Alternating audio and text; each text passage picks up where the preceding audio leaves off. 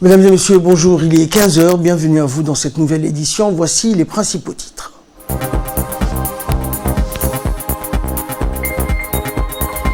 Lancement du projet 50 millions de femmes africaines ont la parole au Djibouti Palace Kempinski par le ministère du Commerce et le ministère de la Femme. Et dans l'actualité internationale, l'Europe veut faciliter l'accès aux vaccins à la bande de Gaza.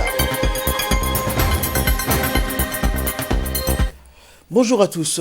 La tournée du ministre de l'Intérieur dans les régions de l'unité de Dikil après Bondara et Shekaitou, la délégation s'est rendue dans la localité de Sankal pour une rencontre de proximité avec la population du secteur. Le ministre était accompagné par le préfet de la région de Dikil, Adandrar Moussa, du directeur général de la population, Ahmed Omar Jama, du président du conseil régional de Dikil, Abdulrahman Yonis, ainsi que du chef du corps du régiment interarmé de Dikil, le colonel Idriss Omar Eleye. L'objectif de la tournée était de s'enquérir et d'approcher donc la population du secteur de Sankal et de s'enquérir de leur situation. Au cours de cette rencontre ont été soulevées les lacunes et difficultés persistantes dans cette localité et soumis à un certain nombre de doléances qui ont été soulevées. Le ministre a dans son intervention insisté sur le maintien de la sécurité ainsi que de la cohésion sociale. Le ministre de l'Intérieur, Moumin Ahmed Cher, a promis de faire parvenir les doléances aux différents départements ministériels concernés et après les différentes interventions de la population, le ministre de l'Intérieur a assuré de faire le nécessaire pour appuyer les initiatives en cours en sollicitant l'intervention des ONG ainsi que des différents départements ministériels concernés.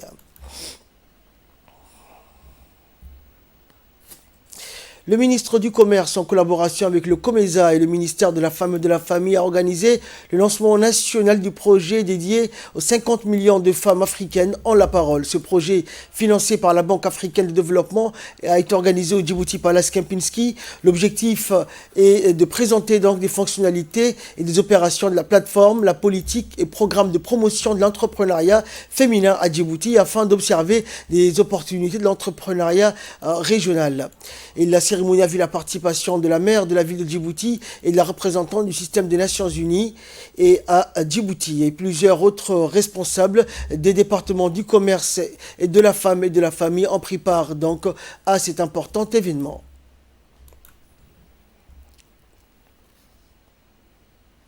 Écoutons pour plus de précisions l'intervention du ministre du Commerce, Hassan Ahmed Ibrahim. Nous voici réunis aujourd'hui pour concrétiser la mise en place d'une plateforme d'accès aux informations commerciales pour les femmes d'affaires.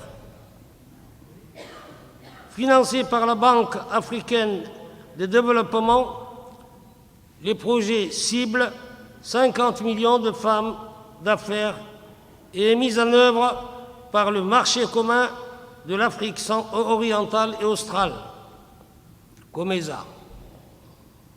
La communauté d'Afrique de l'Est et de la communauté économique des États d'Afrique de l'Ouest, CEDEAO, la plateforme 50 millions de femmes ont la parole met à disposition des entrepreneurs africaines de l'information sur la création et le développement d'entreprises. Sa fonctionnalité réseau social leur permet d'échanger sur leurs expériences ou de devenir partenaires. Elle permettra aux femmes de 38 pays africains de trouver les informations sur la gestion d'entreprises, l'accès aux services financiers, la création d'opportunités commerciales en ligne et l'accès aux ressources de formation, contribuant ainsi à leur autonomisation financière.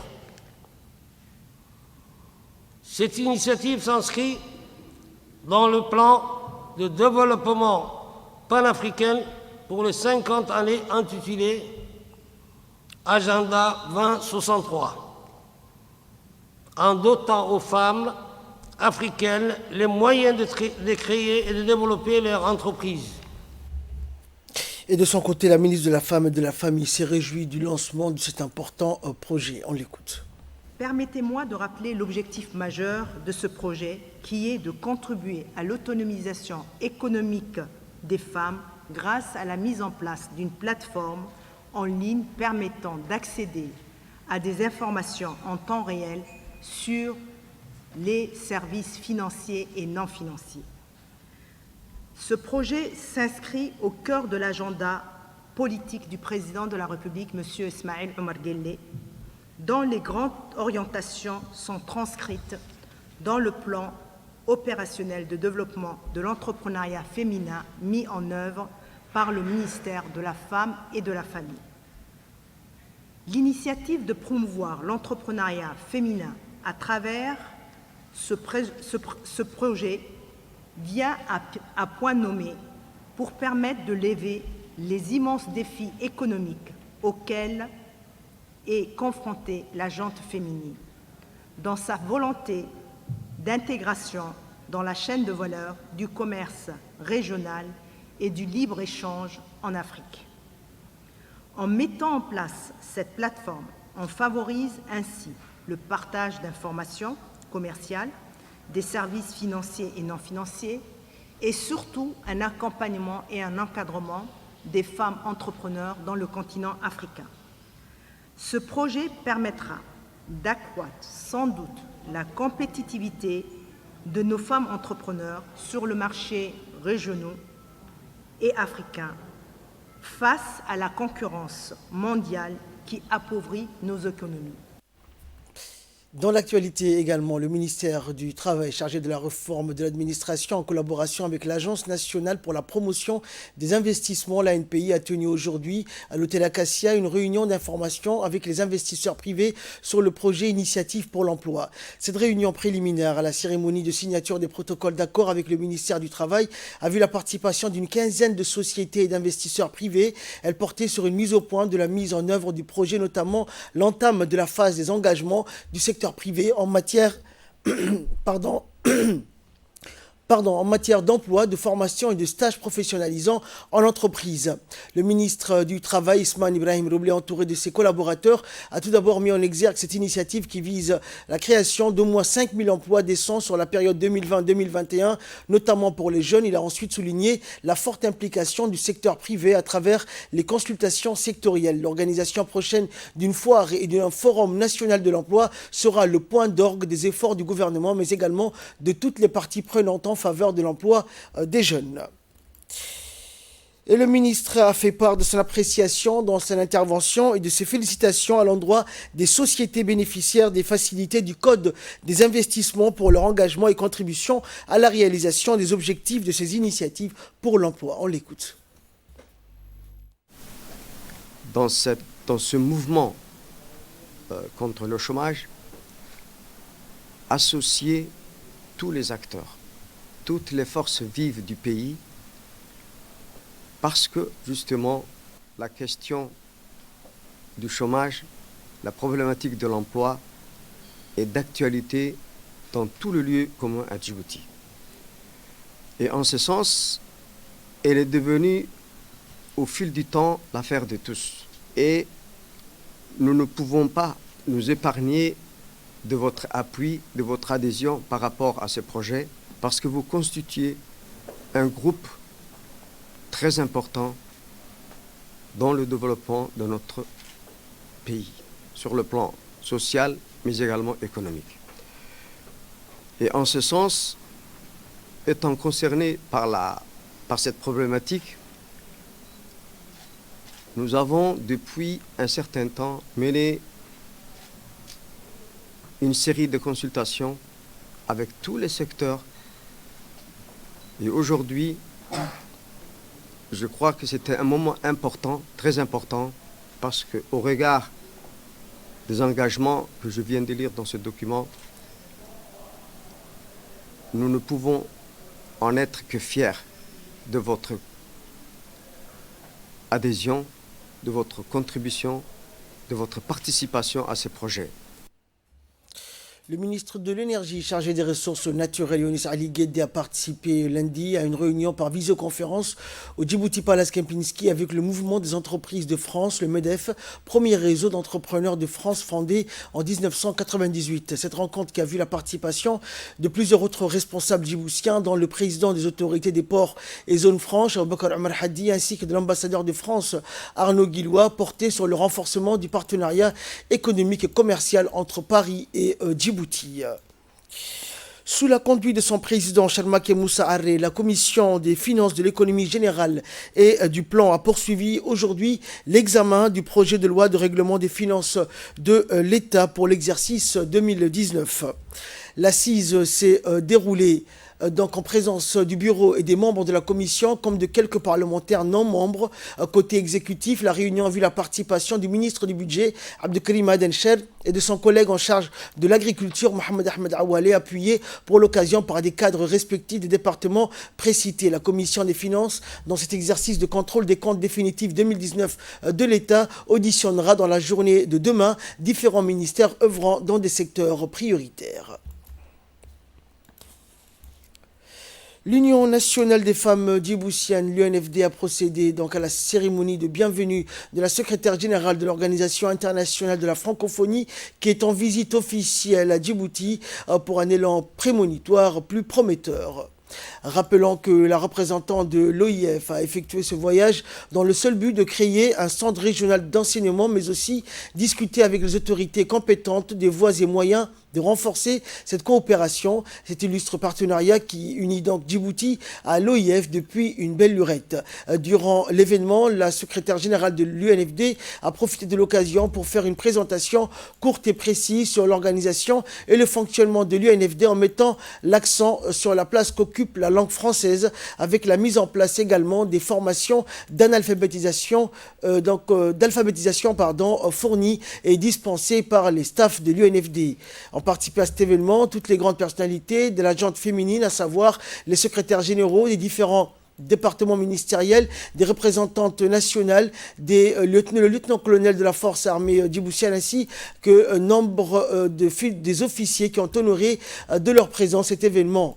Et donc, ils se sont tous souhaités donc la bienvenue à la secrétaire générale de l'OIF.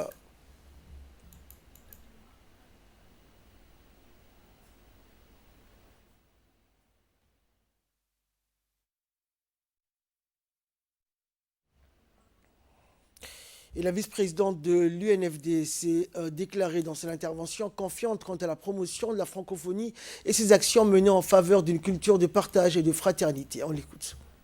J'ai l'honneur de vous accueillir, Madame la secrétaire générale de l'OIF, en ce jour dans le cadre de la coopération entre l'OIF et la République de Djibouti. L'organisation de la francophonie reste pour nous un illustre partenaire de la coopération.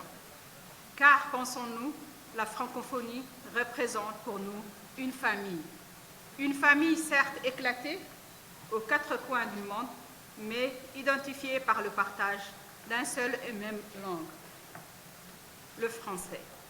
Il fut un temps où la langue de Molière appartenait à la seule France, mais ce temps est révolu. Jamais. La francophonie est désormais plus multicolore, c'est tant mieux. Le français, Madame la secrétaire générale, fait partie intégrante de notre culture. Nous comptons la garder encore longtemps, à l'apprendre et à l'enseigner. Et à juste titre, nous avons au sein de notre organisation toute une série d'actions en faveur de l'apprentissage du français, langue officielle de Djibouti. C'est donc un énorme plaisir de partager ces moments avec vous, vous qui représentez l'Organisation internationale de la francophonie. Parmi les actions en faveur du développement de la langue française, l'on peut citer notre attachement à poursuivre sans relâche la lutte contre l'analphabétisme. C'est la raison pour laquelle le programme national d'alphabétisation se fait en français. Le choix de l'UNFD d'apporter sa totale implication dans ce domaine s'explique, entre autres, par la place qui est la sienne au sein de la société civile et du rôle qu'elle a choisi pour le développement économique et social de son pays. Notre organisation se doit être aux premières loges dans toute initiative de développement de l'alphabétisation. Je profiterai de cette occasion, enfin, pour réitérer notre respect au Président de la République, son Excellence Maher Al-Malguili, à la Première Dame, présidente de cette institution, pour leur soutien permanent en faveur de notre organisation et ses multiples actions sociales. Merci de votre aimable attention. Il est l'heure à présent de retrouver l'appel, la prière d'Al-Asr. Nous nous retrouvons juste après pour la suite de notre journal. Allahu Akbar, Allahu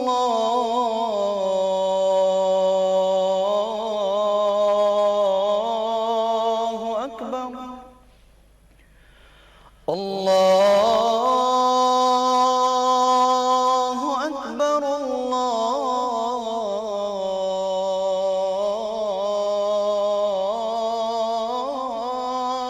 Akbar. أشهد أن لا إله إلا الله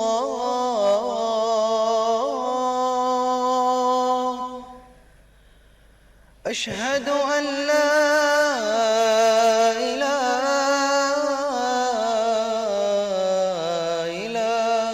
إلا الله أشهد أن محمد رسول الله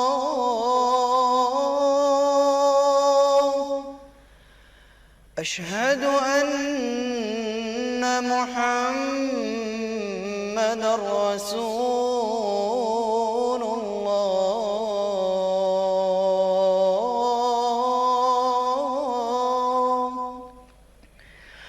حي على الصلاة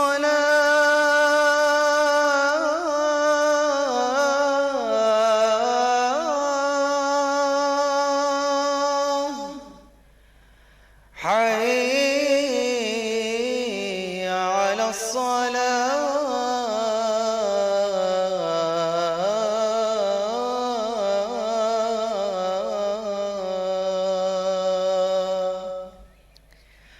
حي على الفلاح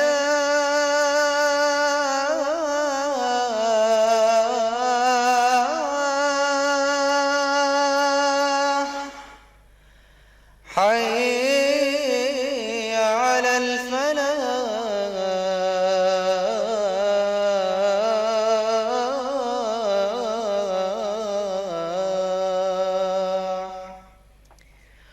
الله أكبر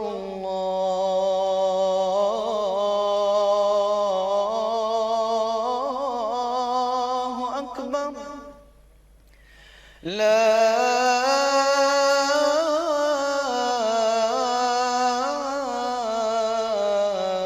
إله إلا الله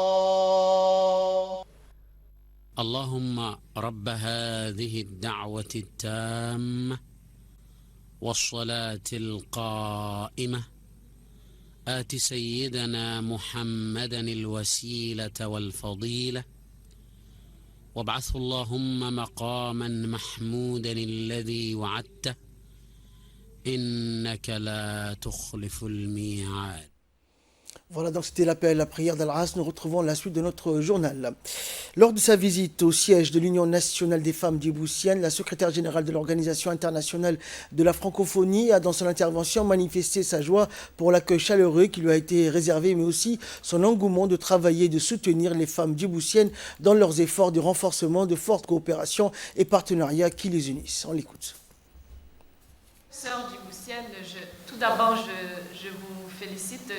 J'ai suivi avec beaucoup d'attention cette présentation sur votre organisation et je voulais vraiment vous féliciter pour la qualité organisationnelle de cette union. Quand on est organisé, quand on a un objectif et quand on est ensemble, il y a très très peu de choses qui sont impossibles aux femmes.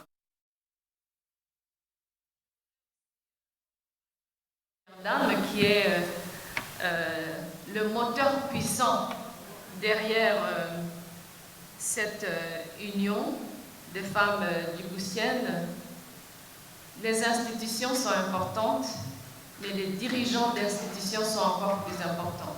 Je suis à la tête de la francophonie depuis janvier 2019, donc ça fait 2 ans presque, et j'ai tenu absolument à ce que la composante femme de notre organisation ait beaucoup plus d'importance qu'elle ne l'avait auparavant.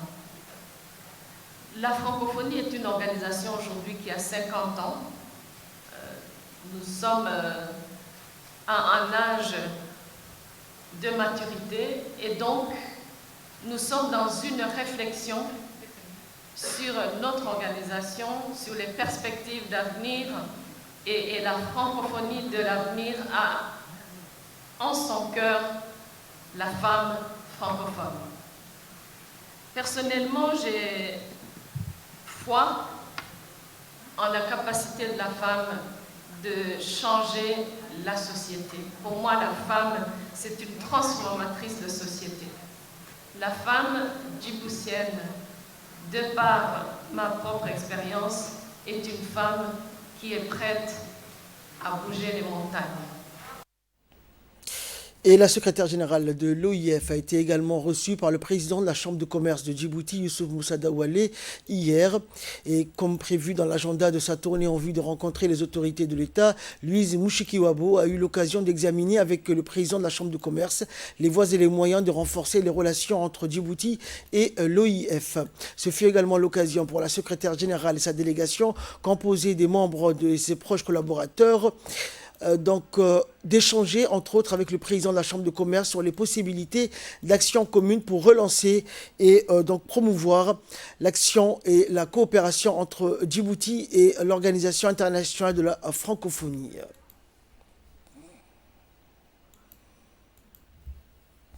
Et là aussi, le président de la Chambre de commerce a profité de ces interactions pour souligner l'importance de la présence de l'OIF à Djibouti, qui confirme l'intérêt de cette organisation à renforcer les relations économiques et commerciales dans le milieu francophone.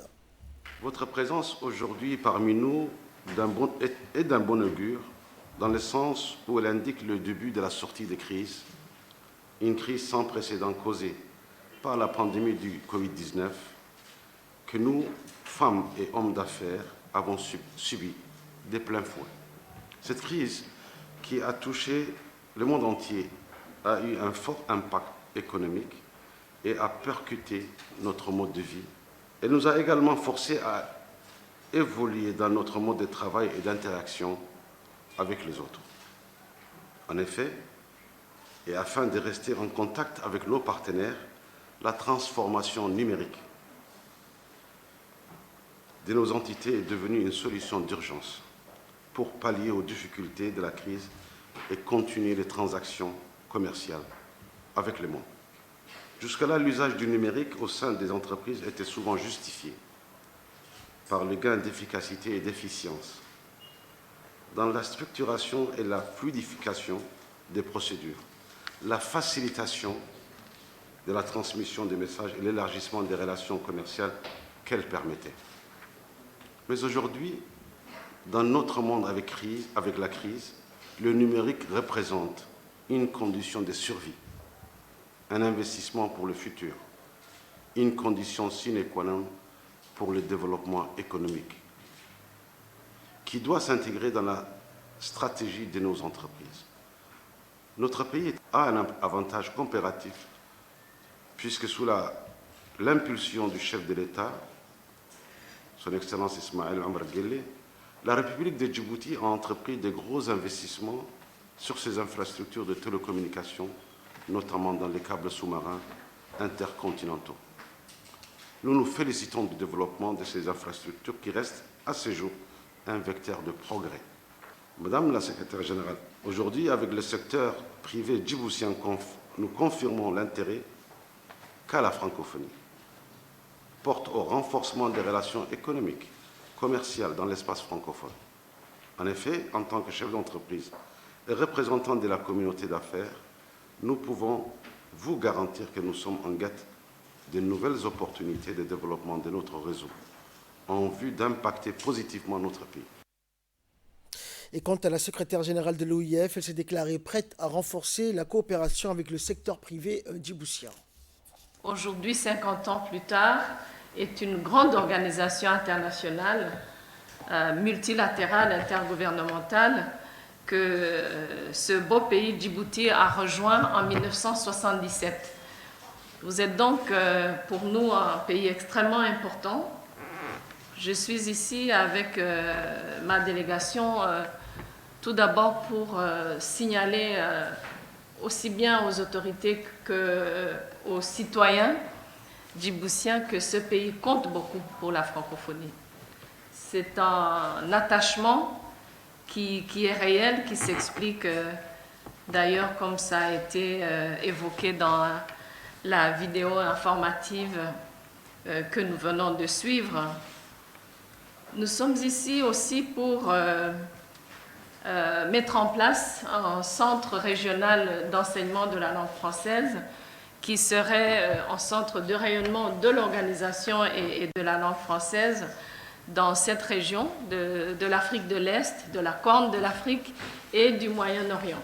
Donc autour de Djibouti, nous avons voulu une configuration d'autres pays membres de la francophonie que ce centre va servir l'Égypte, le Rwanda, le Burundi et deux membres associés de l'organisation, le Qatar et les Émirats arabes unis, qui sont aussi des membres associés donc, de notre organisation.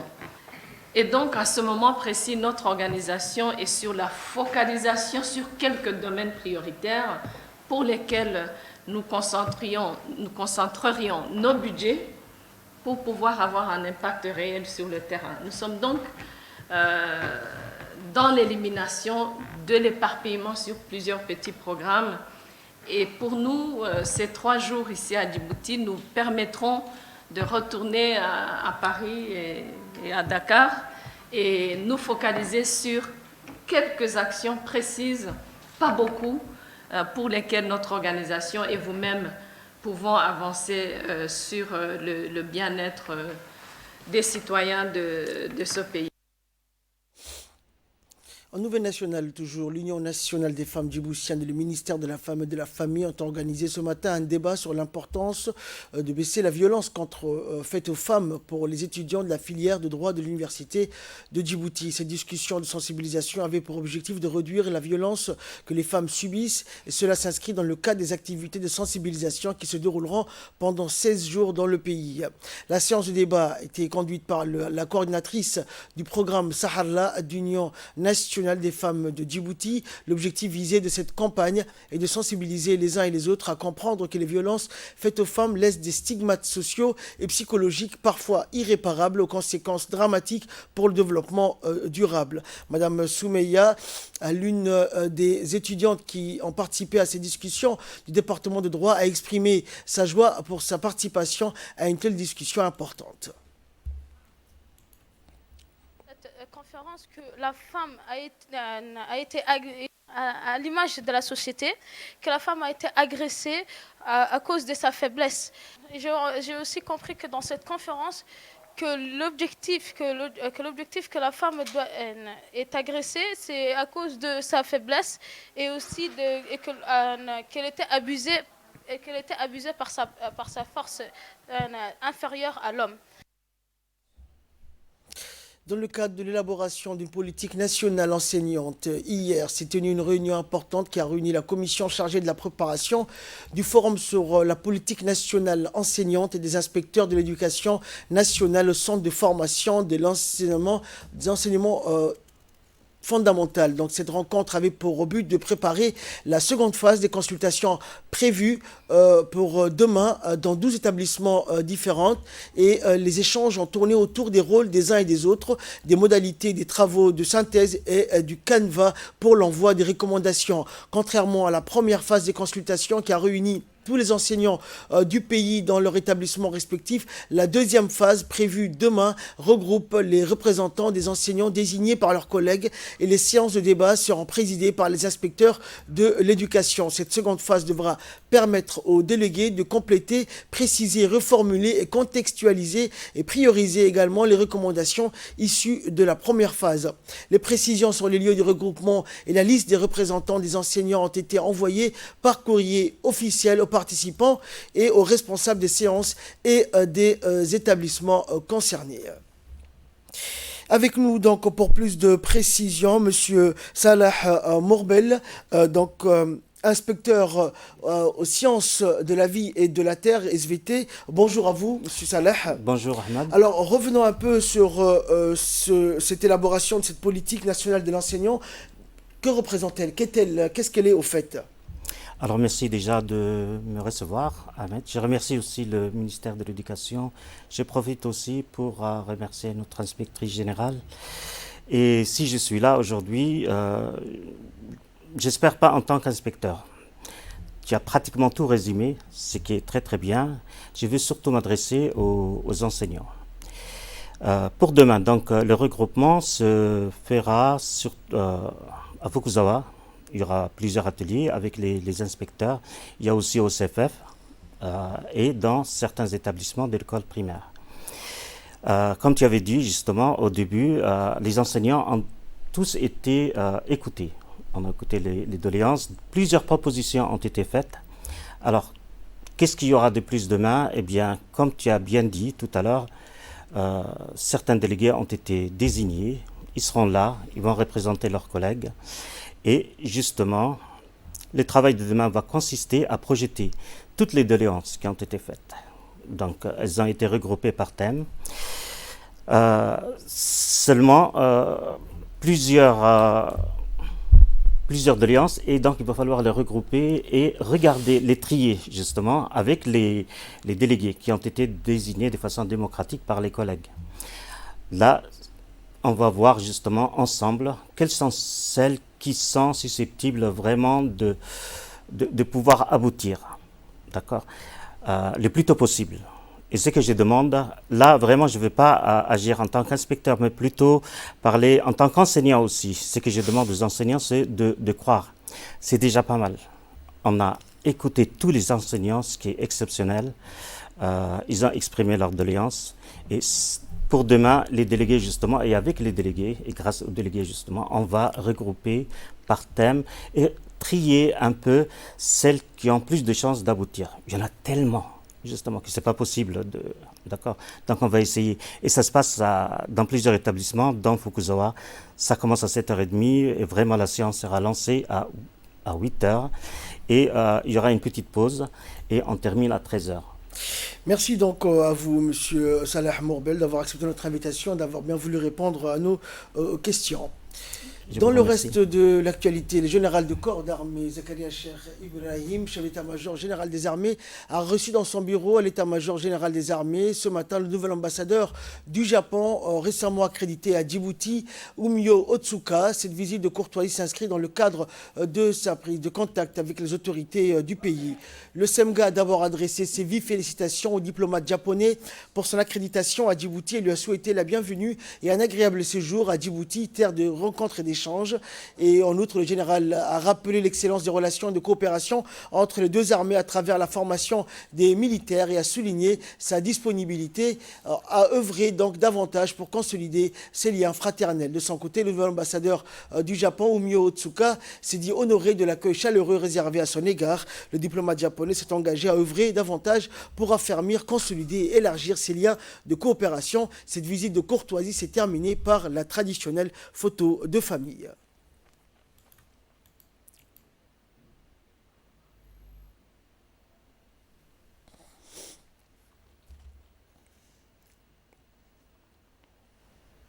Et par la suite, le général de corps d'armée Zakaria Cheikh Ibrahim a reçu à l'état-major général des armées, toujours ce matin, le chargé d'affaires de l'ambassade du Royaume du Maroc à Djibouti, Mbarak Hadawi. Cette visite de courtoisie s'inscrit dans le cadre de sa prise de contact avec les autorités du pays. Le SEMGA a d'abord adressé ses vives Félicitations au diplomate marocain pour son accréditation à Djibouti en lui souhaitant la bienvenue donc et un agréable séjour en République de Djibouti. Et en outre, le général a rappelé donc l'excellence de relations de coopération entre les pays, spécialement dans le domaine militaire, à travers la formation des militaires, et a souligné sa disponibilité à œuvrer davantage pour consolider ces liens fraternels. Et le général a exprimé également ses sentiments fort louable lors de l'ouverture récente de l'ambassade du Royaume du Maroc à Djibouti, un signe fort témoignant de l'importance accordée par nos hauts dirigeants afin de promouvoir les relations bilatérales entre nos deux nations sœurs. Le général Zakaria a souligné que ces liens amicaux se sont consolidés davantage, surtout depuis la visite officielle qu'il a effectuée à Rabat en avril 2017. Par ailleurs, nous sommes, a-t-il dit, satisfaits du travail réalisé par nos frères marocains à Lamia. Le général a affirmé au chargé d'affaires qu'il comptait sur lui pour que les relations de coopération entre les forces armées djiboutiennes et les forces armées royales du Maroc atteignent un niveau plus élevé. Et dans le cadre des opérations régulières de surveillance maritime dans les eaux territoriales djiboutiennes, une équipe des gardes-côtes djiboutiens en patrouille dans la zone de Khor Angara a intercepté le 7 décembre dernier 16 embarcations en activité de pêche illégale, transportant plus de 800 kg de poissons pêchés illégalement dans nos eaux. Et 61 membres d'équipage yéménites en situation de défaut de séjour dans notre pays ont été arrêtés au cours de cette opération. La garde-côte poursuit sans relâche ses efforts visant à mettre un terme aux activités de ces trafiquants qui pillent en quantité nos ressources halieutiques. L'enquête a été confiée à la brigade des recherches, d'investigation et des affaires judiciaires des gardes-côtes et ces individus seront traduits devant la justice afin de répondre de leurs actes, tandis que les 16 embarcations seront saisies au port de pêche dans l'attente d'une décision de la justice.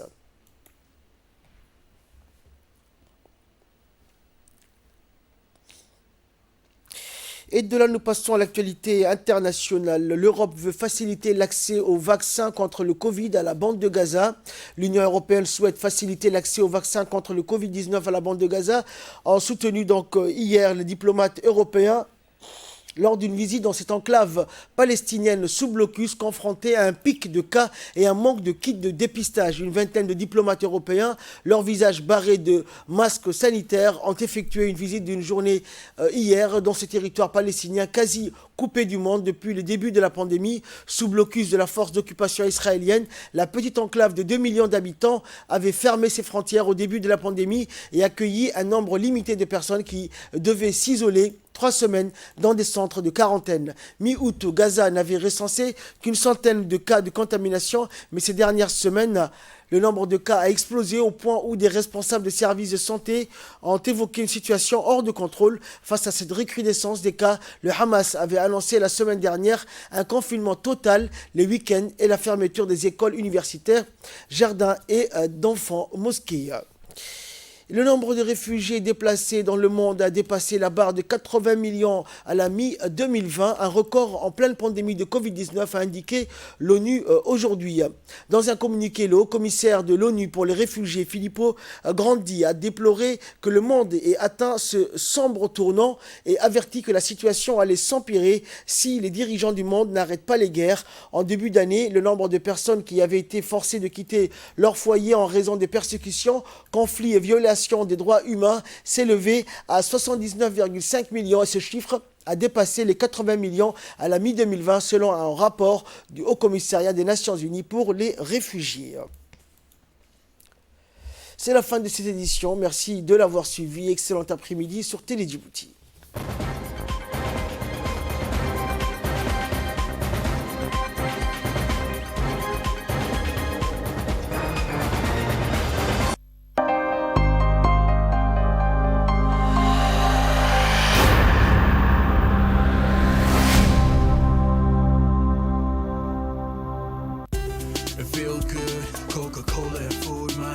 Sunday, we are chasing taste. Let's just grab a bite and enjoy, drink a Coca-Cola every single day.